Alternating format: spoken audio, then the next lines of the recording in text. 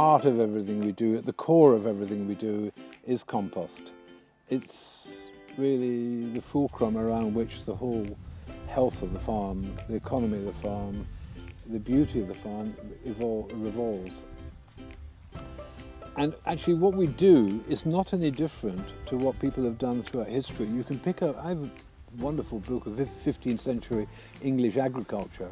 You could go back to earlier times in India and China, and how they make compost is almost precisely the same as we do now. They have the same mix of ingredients, by and large, which is roughly about 1/3 of green material, like grass or clover, and then you need about 1/3 of carbonaceous materials, sort of dry brown material, like straw or hay or cardboard or anything like that.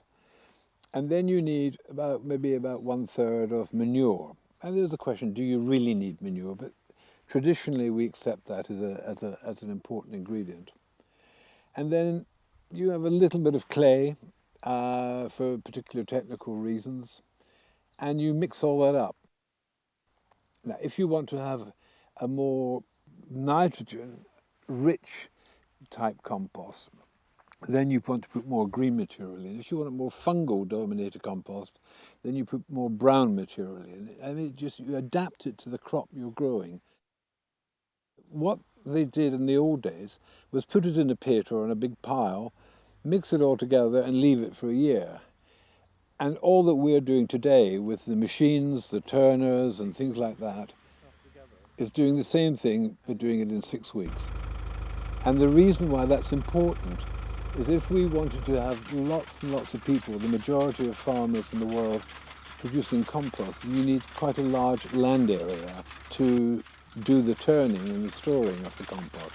If you can make it quicker, you reduce that need for land dramatically.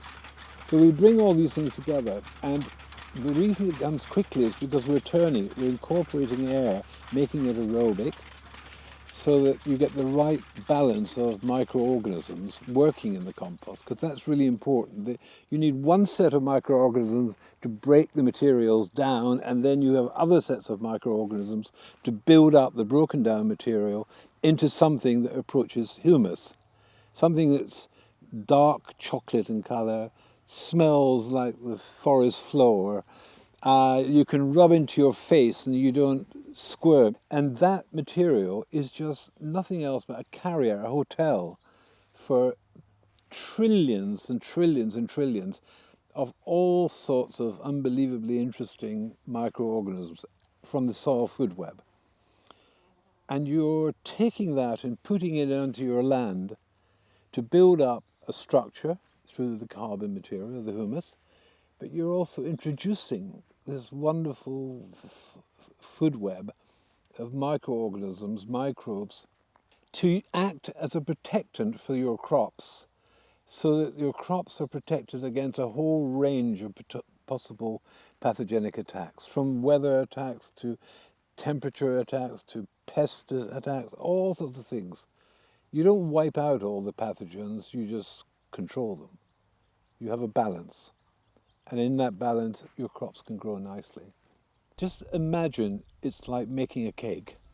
Just imagine you can make a cake out of flour and water and egg, and you bung it together and shove it in the oven, and it will be pretty well inedible. But it will be a cake of sort.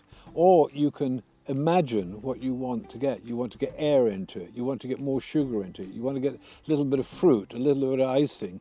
You want to mix it in a different way to get a different result. Are you using it for your fruit trees? Are you using it for your lettuce patch? Always keep in your mind a baseline of 1/3, 1/3, 1/3 of green material, brown material and manures. Just dance and play with your cake. And then you make a nice cake. The more ingredients you put in, the better. The different types of green material. You might go down to the beach one day and bring back a load of seaweed and put that in your compost. It just makes the cake that much more tasty, more interesting. And you keep it light, otherwise it will sink and be anaerobic or not very edible in the analogy with the cake. So variety and care and oxygen are really the key.